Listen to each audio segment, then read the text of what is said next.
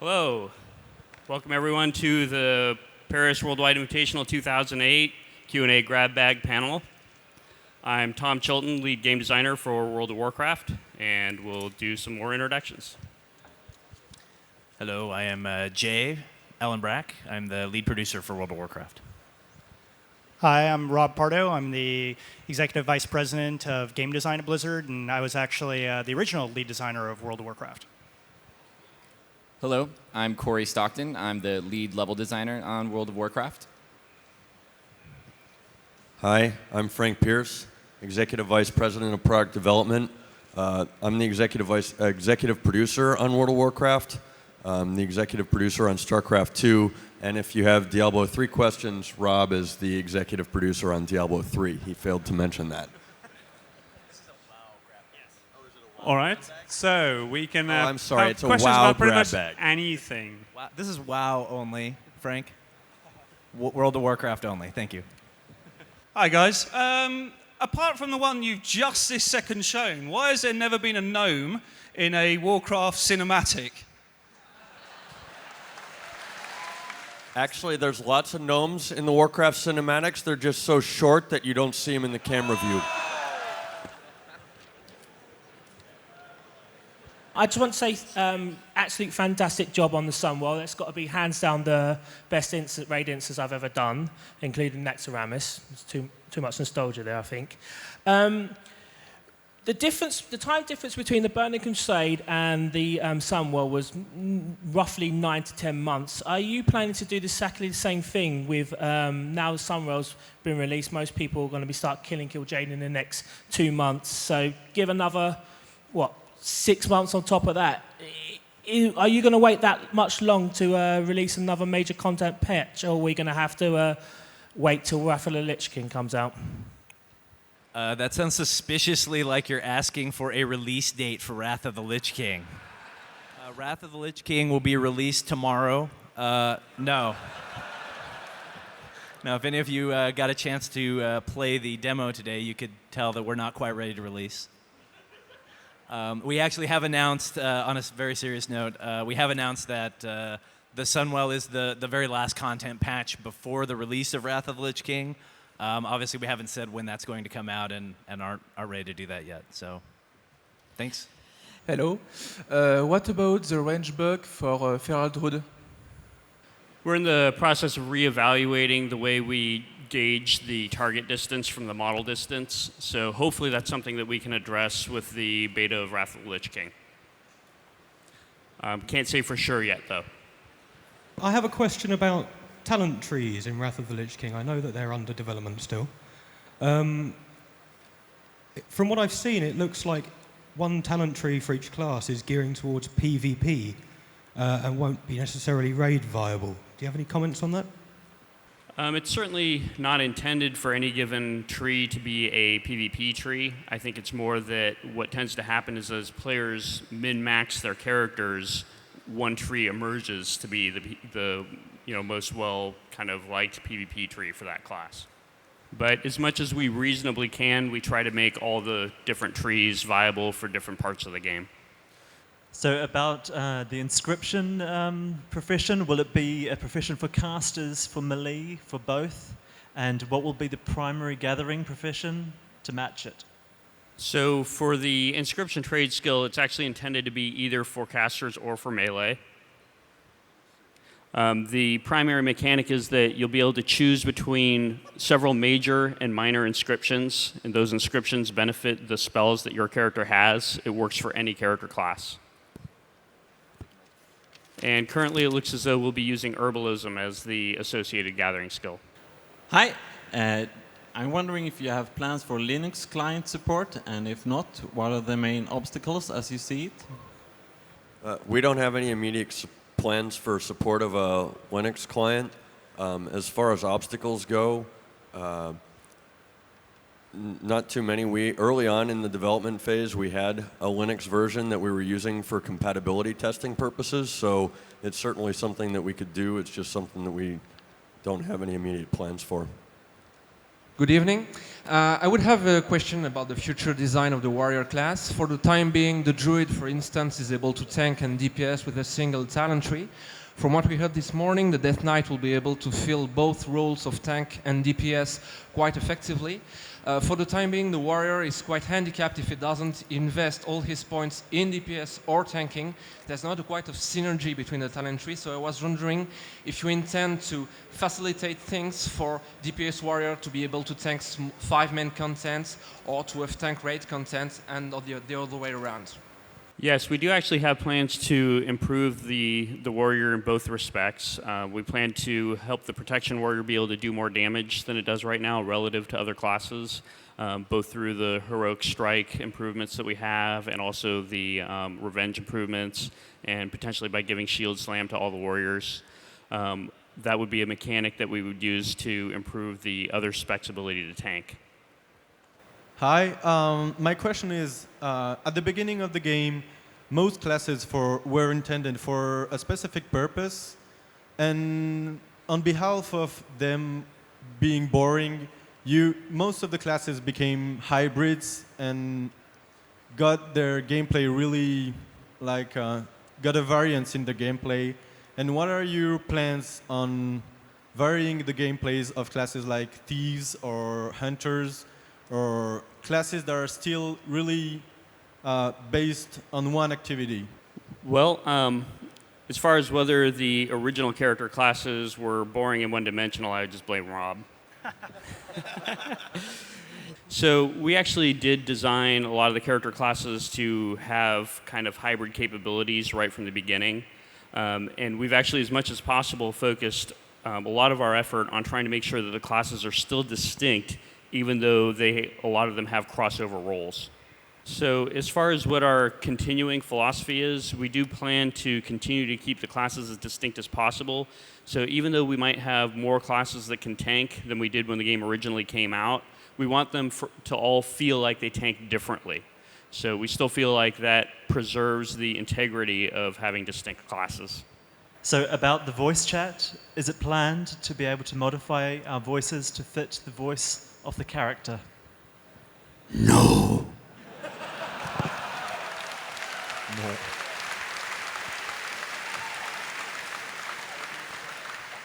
Next question.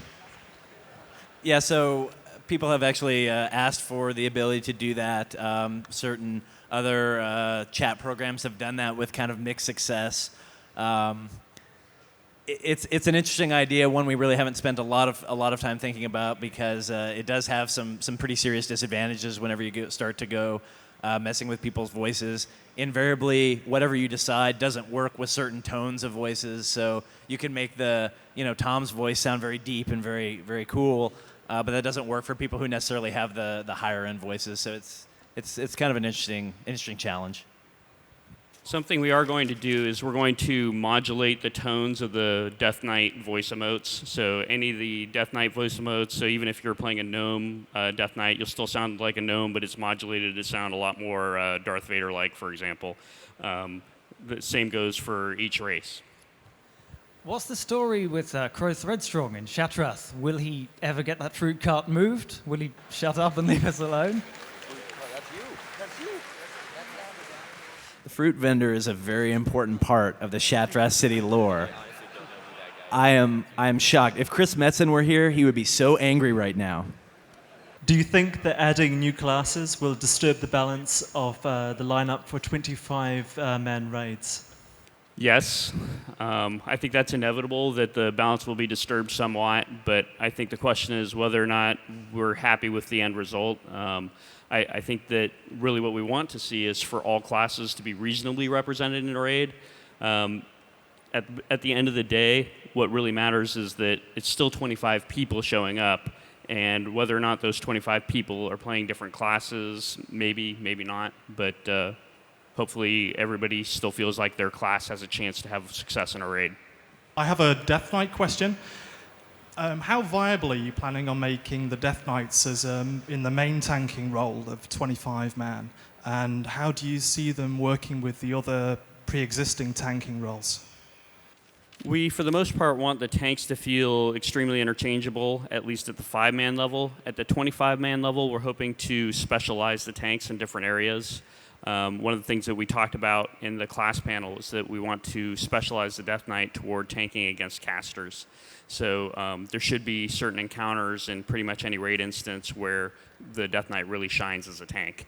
And even then, on other encounters, it shouldn't be very far behind.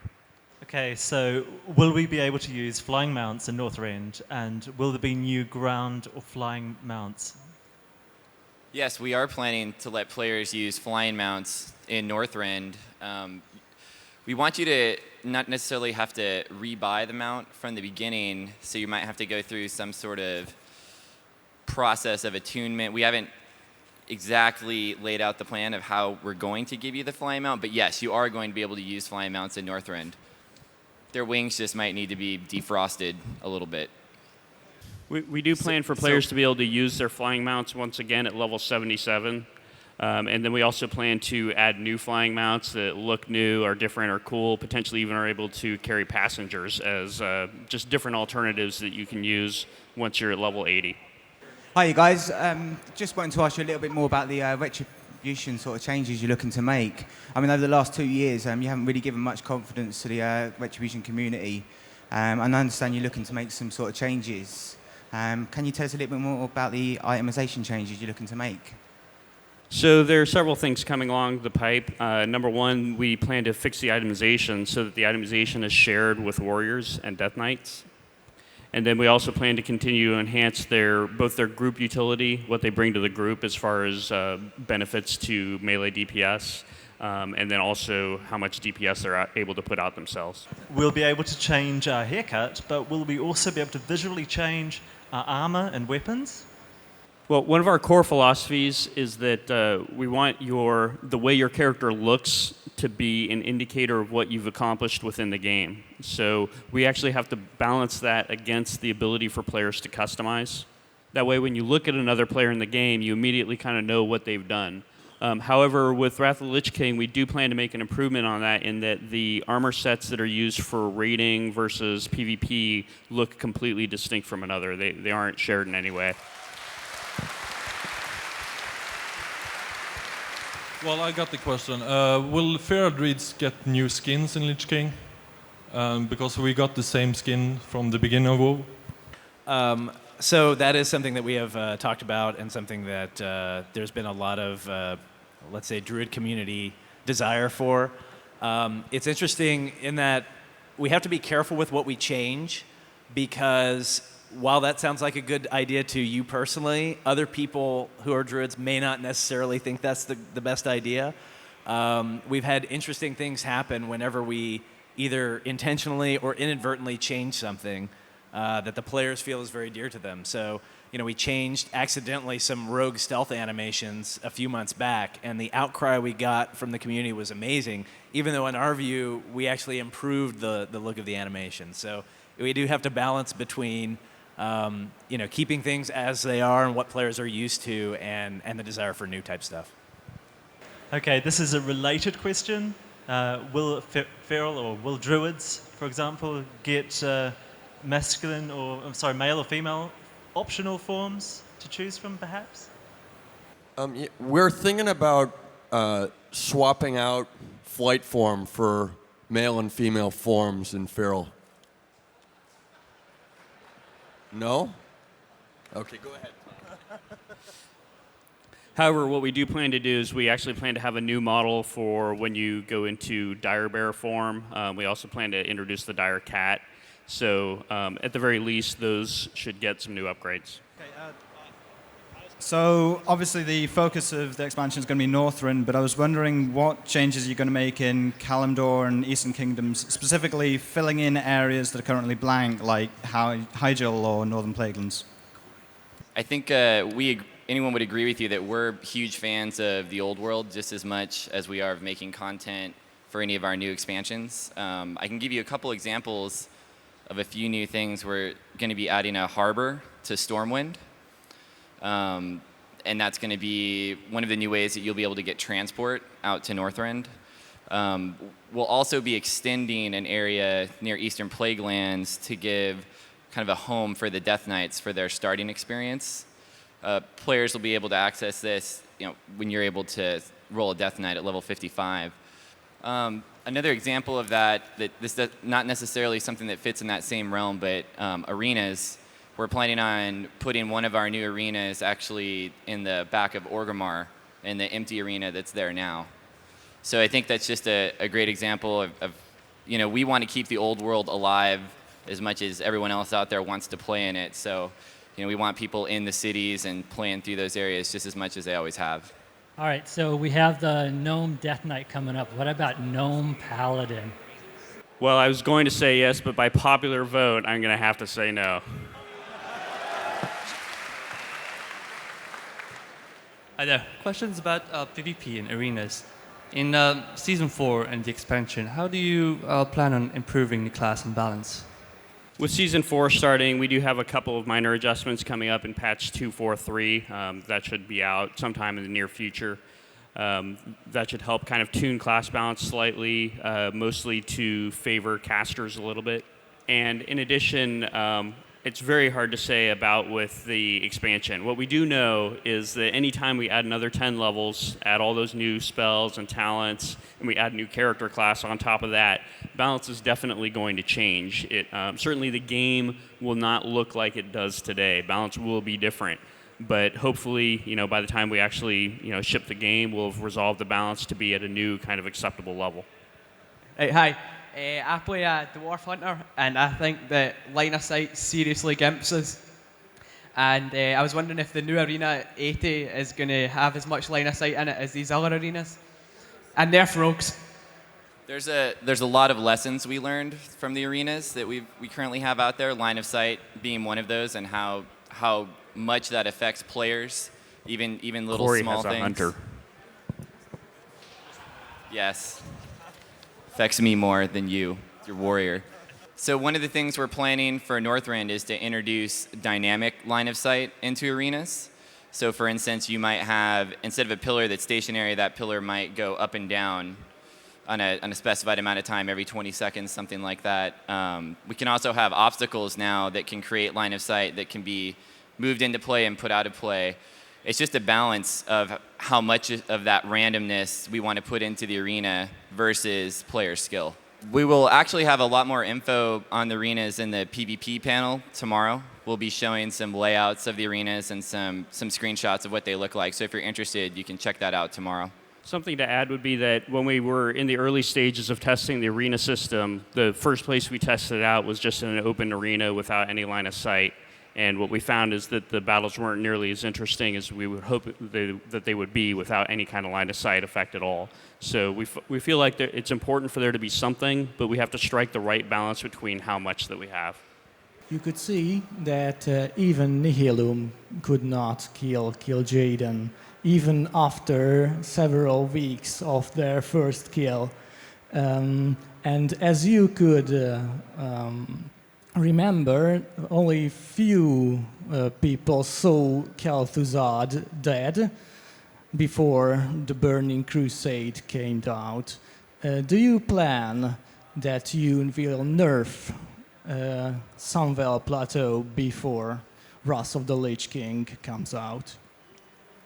It's interesting that you bring up Kel'Thuzad and Naxxramas and the fact that a lot of players didn't get a chance to see it, because we feel the same way, and that's one of the reasons why Naxxramas is going to be one of the first tier raid zones in Northrend. It will be retuned completely to work for both 10 and 25 man, and we feel like it fits the lore of Northrend perfectly. So I think that's an example of some content that players are going to be able to experience that was really great, but they might not have had a chance to because of the difficulty level before.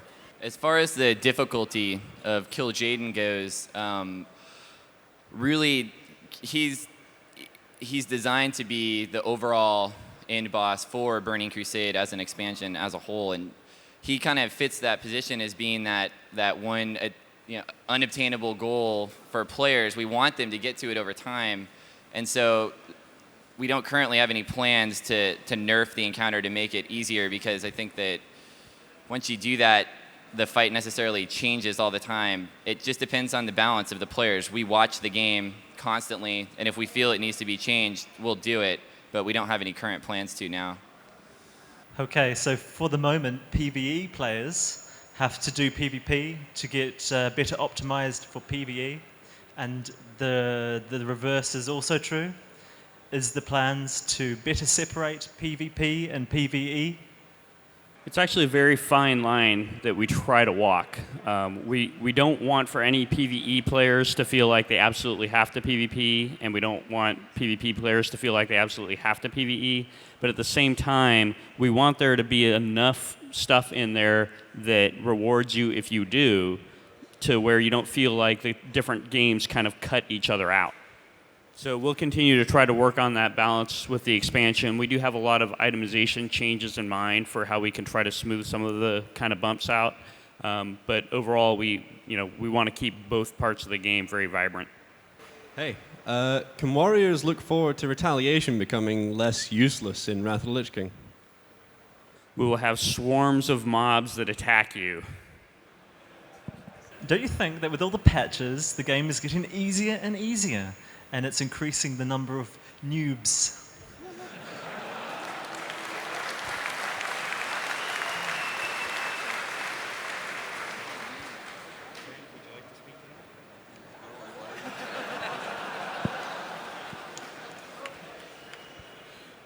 Really, we're just trying to get it to where Frank can get through the game. Nice.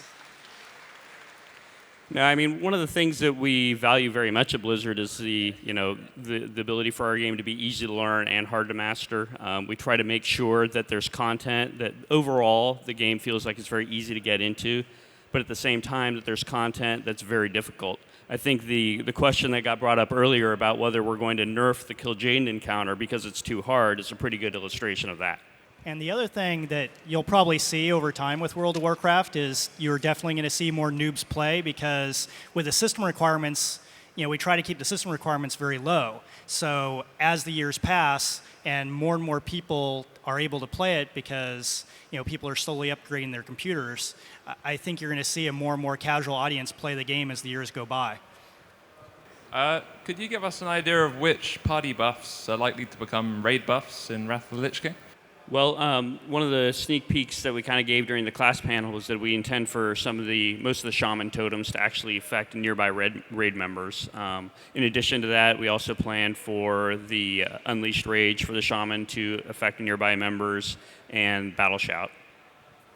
Those are a couple examples. Hi. Yeah. Quick question about the character selection screen.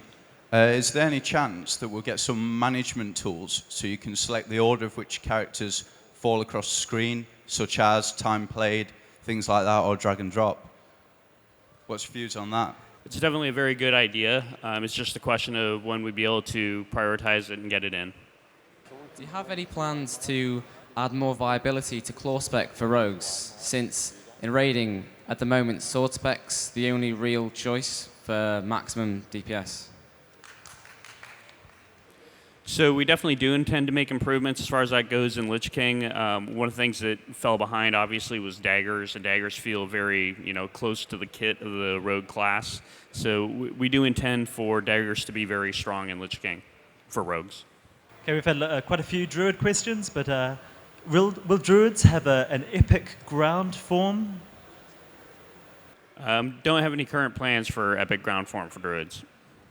Just epic arena wins with their current ground form. Hi, I was wondering if you're ever going to consider making it possible to transfer characters, paid or otherwise, from American servers to European servers or vice versa. They're voting right now. That's definitely an interesting idea, and it's something that we've talked about. It presents certain unique technical challenges. So it's something we've evaluated, but nothing that we have a specific timeline or decision on. I would like to speak about command control and PvP. Sometimes matches or no game because a player is always command control, and command control in PvU, for instance, for Magister Terrace, if you have no command control, you can't pass the last bosses. So crowd control is always a very difficult question because without crowd control, the matches tend to turn into just kind of damage competitions. With crowd control, you see a lot of different kind of interesting interplay between the classes, but we do try to make sure, and obviously with Lich King, it's another thing that we have to consider as we add more counter crowd control and as we add more crowd control to make sure that we don't throw the balance off too far. So it's definitely one of the things that we're looking at again, but I can't say with any absolute certainty that there's less than there was before. Is Uldrum in Southgard in Tanner's, is that going to be Titan content or going to be released in Wrath? Or going to be a patch like Black Temple? Old Doom is a dungeon that a lot of players wanted to see, and it was on our list of one of the dungeons that we wanted to originally get in for Northrend. I wouldn't say that, we can't say that we are going to see it or we aren't yet, but it's definitely one that's at the forefront of the list of one of the dungeons that we want to get to players. The other thing I would add is that there's still a lot of areas in the old world that we plan on hooking into, but we don't necessarily want to launch them all, like in one expansion. We kind of want to use the opportunity with things like Caverns of Time, Old Doom, Grimbatol's another area we'll want to visit one of these days. These are all areas that we plan on opening up, but it'll probably be, a little bit like each expansion. Right. The demon form of the Warlock will increase the armor. Do you plan to have Warlocks as viable tanks? Well, certainly they've had opportunities to be viable tanks in encounters that we've already had within the game. But it's not intended to be a role that they would fill with any kind of consistency with the demon form. So we don't plan for the Metamorphosis to actually be a tanking form. It's more of an AE damage kind of form or direct damage form. Hello. Question regarding the armor for Northrend. When the Burning Crusade came out, people's matching sets and robes and things were replaced with all the colors of the rainbow armor. Purple trousers, green shirts, yellow hats, etc. Will we have the same problem and look like an explosion at a paint yard when the Will of the Lich King comes out? So I'm assuming by all the cheering that you guys all liked that and you thought it was awesome. No? So yeah, you ended up having a little clown action with a lot of clown action with Burning Crusade, and I can't say that we're going to eliminate that completely, but we are going to try to improve it. Our asset creation process is such that it should be better than it was. I can't say it'll be. I can't say it'll make you happy 100%, but Frank did point out that we could solve this problem by just making everything gray. Yeah. Thanks. So as you're in a battleground or a PvP, as you're leveling up to the max level, if you're a higher level than your opponent, you're going to have greater success. But at the max level, are there any plans to separate competitions between players according to their gear? Well, the current matchmaking system actually already does do that. It does take gear into account. It essentially gives your group and your character essentially a score for how difficult it thinks that character is, and it tries to match you up against another team that has a similar kind of difficulty score. So I think it's more of just a question of how we tune it. Anytime we get more aggressive about tuning those kinds of things, it ends up in longer queue times. So we have to balance the queue time and how long you spend waiting for a battle versus how much slush there is in terms of what you fight against. Yeah, I would like to know if you have any plans to change the mechanic of soul shards, because it's getting really tiring to having to farm 50, 60 shards each night for the raid. And every other class can just buy them at a vendor. I can't do battlegrounds or anything before the raid because I have to save all my shards, and I don't really see a point of that. And also, what's up with the missing diplomat? Are you going to finish it in Wrath or anything? So as far as the missing diplomat goes, I actually don't have an answer on that one for you. I don't know the answer to that offhand. I'd have to talk to some of the quest guys. But as far as the soul shards go, I know we do have plans. We've discussed a variety of different ways that we can get you a soul shard in an emergency, but we don't plan to get rid of the soul shard mechanic entirely. We feel like it's pretty defining for the Warlock. I think it's just a question of striking the right balance between it being too tedious versus just being something that makes the class feel different. I have a question about talent trees. In order to give more flexibility to classes and to keep a strong identity with them, why not allowing people to save two talent trees and to switch between the two when, for example, they are out of combat or in instance?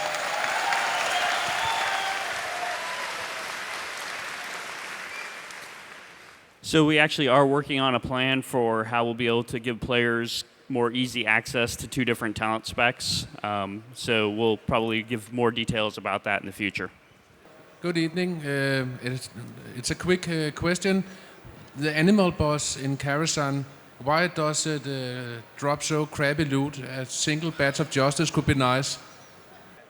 So the question was, why does the spider boss in Karazhan drop such crappy loot? So that was actually a very specific idea that we had, where we wanted to allow you to have a boss that would drop loot that did not require 10 people. And so the idea behind this was, hey, you've got 8 people, you've got 2 people who are still haven't logged in yet, let's go do the spider boss, we can get some faction, we can get some loot. It was definitely a special kind of situation. It was not anything we considered as part of like the full Karazhan clear. It was you've got 7 or 8 people, you're waiting on a couple more, let's go get some faction and some loot real quick. Okay, so the question's about improving the world environment for roleplay. Are there any plans to create cities or places dedicated to roleplay with useful functionality, especially created for role-playing players? Well, seems though you can roleplay all over the world. I'm not sure exactly what you would be by as far as facilitating roleplay. For some players, that might mean creating a theater with a stage where they can do different things. For other players, it might mean something completely different. So it's kind of a hard question for me to answer without more detail. Certainly, we try to give the entire world a lot of lore and a lot of character. We try to detail each part of our cities and the outdoor world so that people that really are interested in roleplay have different kind of environments or props that they can use to assist that. One of the teams on WoW is actually the World Event team, and one of their goals is actually to kind of put more fun activities in the game that are not necessarily directly related to getting the best purple loot or doing PvP. And they definitely have some plans to try to add some things that are a little more role-play friendly. Like we've always talked about the idea of adding like marriages in the game or activities like that that really kind of enable people that want to role-play to kind of have fun with the world. And you can kind of see that, I think, with some of the stuff in the Dark Moon Fair. It's just right now that team's very small, so we really haven't been able to do as much content as we ultimately want to do. All right, that concludes our World of Warcraft Q&A grab bag. Give a round of applause to Tom, Jay, Rob, Corey, and Frank. Thanks, guys. Thank you.